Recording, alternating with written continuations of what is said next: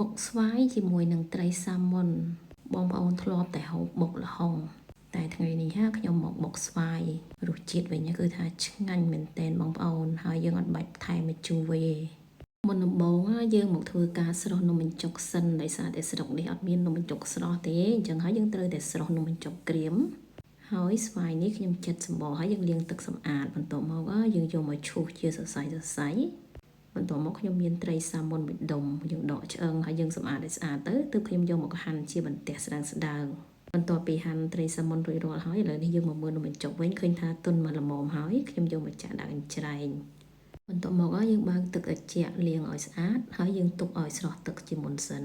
ឥឡូវនេះយើងមកធ្វើការលាយគ្រឿងខ្ញុំមានបង្គាក្រៀមហើយនិងខ្ទឹមស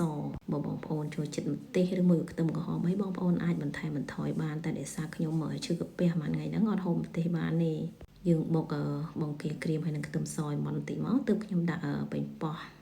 បន្ទាប់មកខ្ញុំដាក់ស្ករ1ស្លាបព្រាបាយហើយនិងសណ្តែកដីលីងយើងដាក់តាមការចូលចិត្តមកហើយយើងបុកគ្រឿងស្ងួតឲ្យបានសព្វគ្នាសិនទើបខ្ញុំដាក់គ្រឿងទឹកបើមិនចឹងទេគឺថាខ្ទាតពេញនឹងតែម្ដងយើងបុកញំឲ្យម៉ត់ល្មមមកកុំឲ្យម៉ត់ខ្លាំងហើយខ្ញុំថែមម្សៅស៊ុបកន្លះស្លាបព្រាកាហ្វេទឹកត្រី3ស្លាបព្រាបាយបើបងប្អូនហូបទឹកកាពិឬមួយក៏ទឹកប្រហុកអីបងប្អូនអាចបន្ថែមបន្ថយបានតែខ្ញុំដាក់តែទឹកត្រីរួចហើយយើងញំឲ្យគ្រឿងយើងគឺថាបានសព្វគ្នាបន្តិចមកទើបខ្ញុំចាក់ស្វាយចូលយើងបុកស្វាយចឹងស្រួលបងប្អូនយើងអត់បាច់ប្រើម្ជូរទេគឺថាជូរល្មមតែម្ដង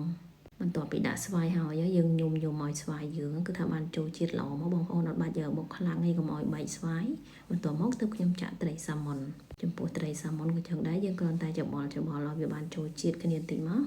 ដោយសារតែគ្រឿងធ្វើអញ្ចឹងគឺថាអត់ត្រូវការម៉ត់ទេយើងយកតែមកល្មមដូចយើងធ្វើភ្លាទៅតែប៉ុណ្ណេះរួចរាល់ហើយបន្ទាប់មកខ្ញុំយកទៅចាក់ដាក់ចានបើបងប្អូនចូលចិត្តដាក់នំបញ្ចុកបុកជាមួយក៏បានដែរតែខ្ញុំយកដាក់អញ្ចឹងដោយសារតែយើងហូបអត់អស់អីគឺថាអត់ខូចជើងចាក់ដាក់មកខាងមកហើយចំពោះបន្លែវិញបងប្អូនមានបន្លែអីដាក់បន្លែហ្នឹងមកតែខ្ញុំចូលចិត្តហូបតែជីថ្ពាល់ត្រីហើយនឹងសាឡាត់អញ្ចឹងហើយខ្ញុំដាក់ទៅពីរមុខហ្នឹងទេតែប៉ុណ្ណេះរួចរាល់បាត់បងប្អូនរួចមួយពេលទៀតហើយអរគុណសម្រាប់ការទស្សនា